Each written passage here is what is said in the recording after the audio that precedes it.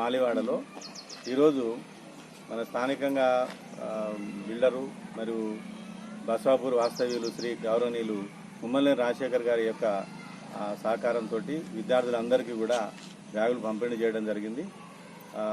ఈ బ్యాగులు పంపిణీలో చేసినందుకు రాజశేఖర్ గారికి ప్రత్యేకంగా కృతజ్ఞతలు తెలియజేస్తా ఉన్నాం. విద్యార్థులు అందరూ కూడా చాలా సంతోషించారు.